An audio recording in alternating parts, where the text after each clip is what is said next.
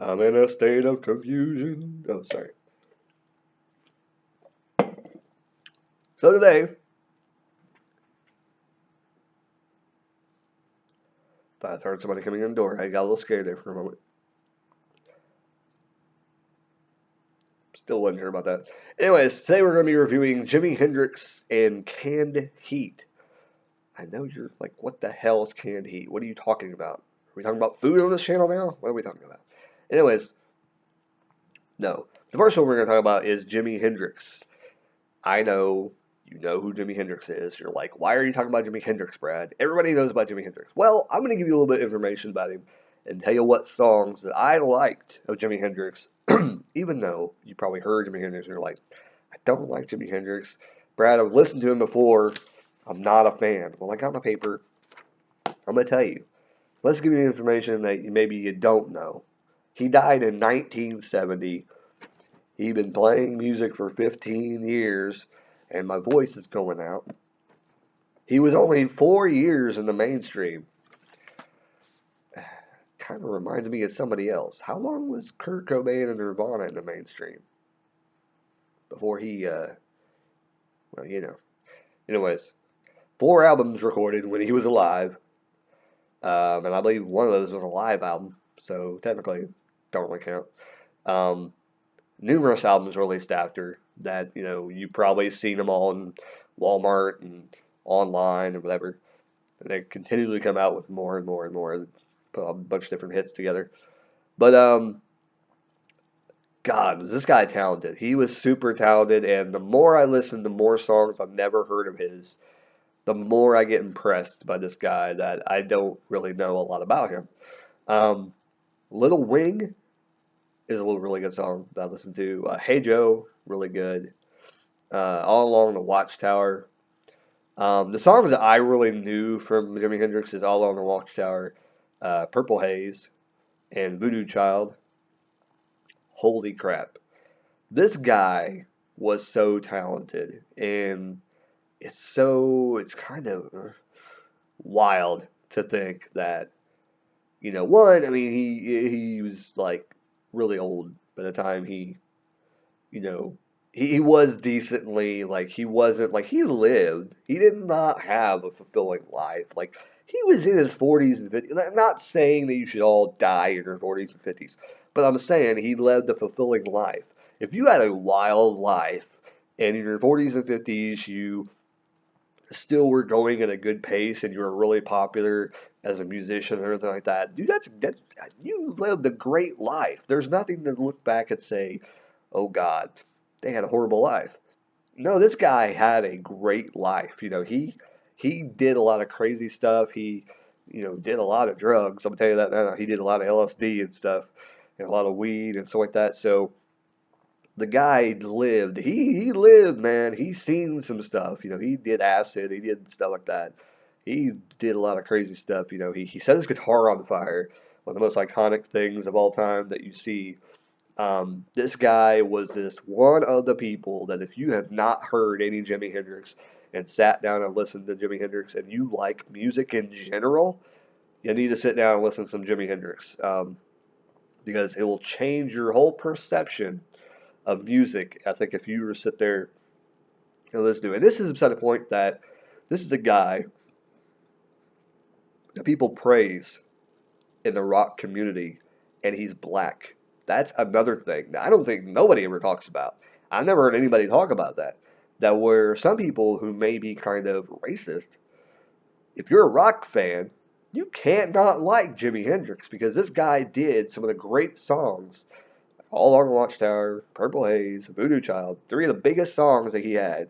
Little Wing, Hey Joe is pretty big too. But I never really listened to it too much. I listened to it the other day. It's really good. Little Wing, I really liked that song too. It was really good. I really, really, really good. I liked it. Um, but there's so many other hits too that he did. And good God, I mean, this guy is just a wealth of incredible music that he had. And his library, like, I hope somebody has his library that is doing something with it that hopefully musically or having a great life because they are, without a doubt, they are in possession of some of the greatest music of all time. Um, I can't wait to see. I don't know if he has any children. I don't think he does, but I didn't really look too much into it. But Jimi Hendrix, worth checking out. So let's talk about the next band, Canned Heat. So this is kind of confusing, and this is where it's going to be kind of odd, and I didn't really get the names of the people that. We'll get to that in a second. So Alan Wilson and Bob Heaty or Height is the ones that kind of started the band. They're the ones that mainly started the band. Alan Wilson played guitar and did harmonica and vocals, and Bob Haiti did vocals. But basically, all the members in the band, I think, would kind of do vocals. They kind of were more of a harmony band, I think, at times it seemed like. Um, but near the end of this band, I'm kind of going to jump a little bit here, and I'll go back and talk about the normal stuff. But near the middle of their performing and things like that, they were at Woodstock, I believe, is what I remember hearing. Um, but a lot of the members either died, they were so depressed because of different things going on in their life. They were doing drugs, they were kind of crazy, they got locked up.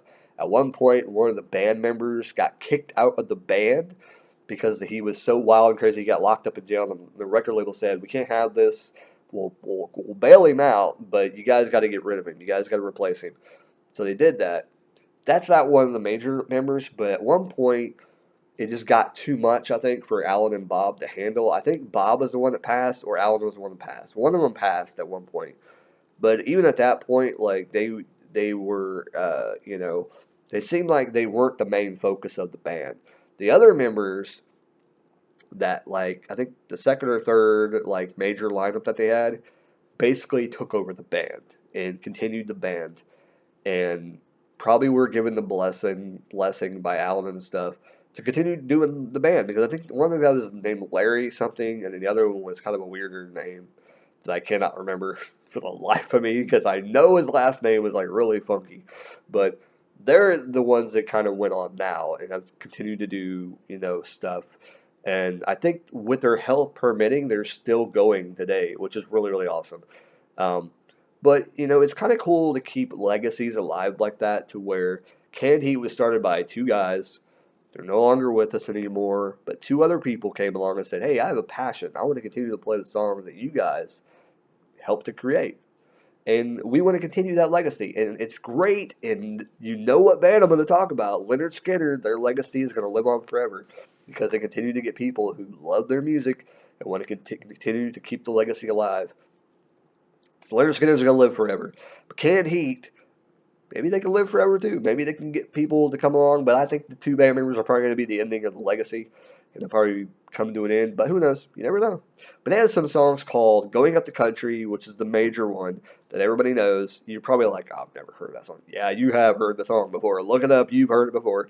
"Going Up the Country," "On the Road Again." I know what you're going to think. Willie Nelson sang that. No, this is a totally different "On the Road Again." Check it out. You've heard this one as well. The top two songs are songs you've heard before. They've been in movies. You've heard them probably a bunch of times, and you didn't even realize it. And that's the way it is. Like some songs you hear and you're like, "I know them," and then somebody tells you who sang it. You're like, "Who?" And like, "Yep, that's who sang it." Whatever. Somebody is probably, and it's not even that they redone it. Like sometimes it's the same song you heard from the original band. And they also had a song called "Let's Work Together," and I think that might have been in some, but it's really good. I don't know if it was in anything. I want to say it was though, or I just happened to listen to this band before, or it was on a compilation maybe or something.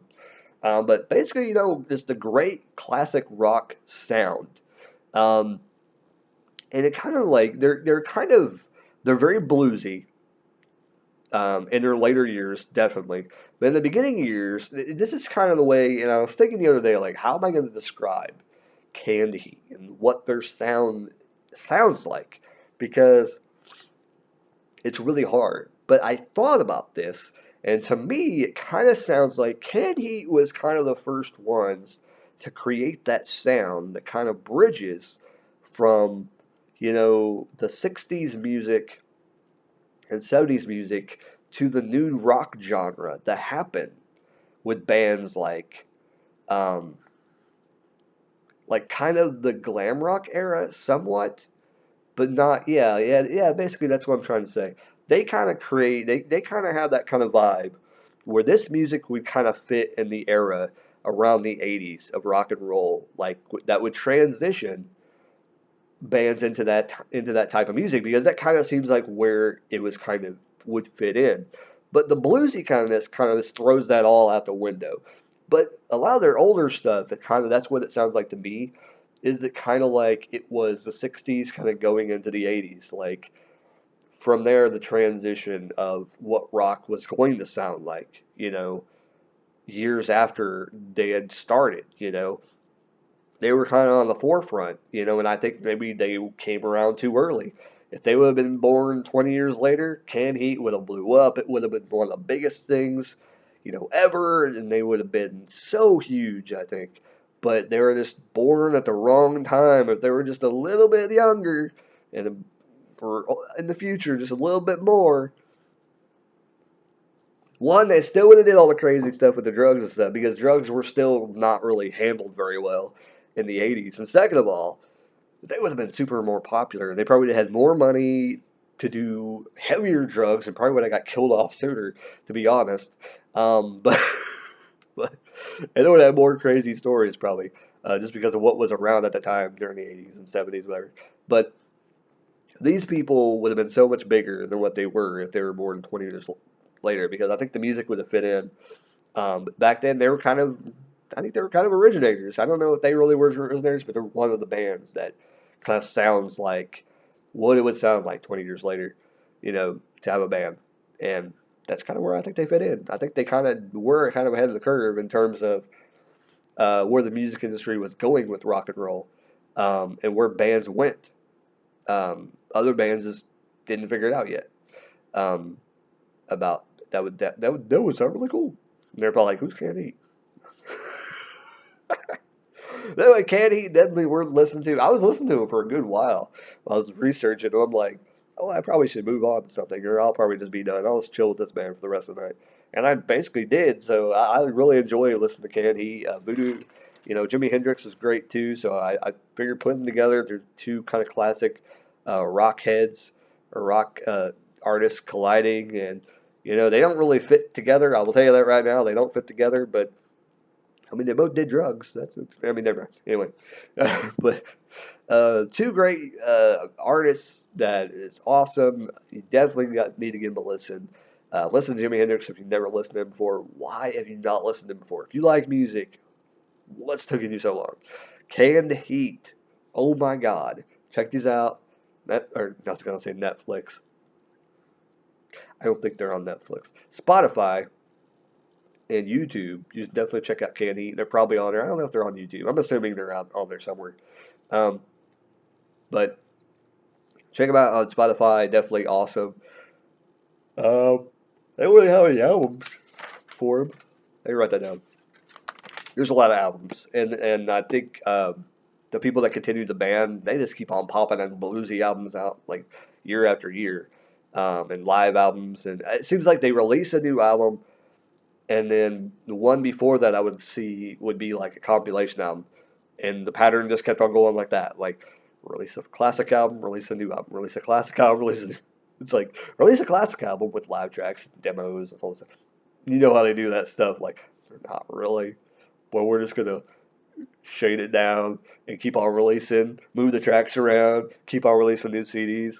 We know how your tricks work, you legendary bands. Knock it off. Anyways, but there you go. That's my review. Jimi Hendrix and Canned Heat. If you haven't heard of both of these bands, definitely they're worth a listen. Anyway, like, subscribe, and comment. If you've heard these bands before, let me know what you think about them down below. And as always, keep rocking and keep on listening to music. Later, guys and gals. Later.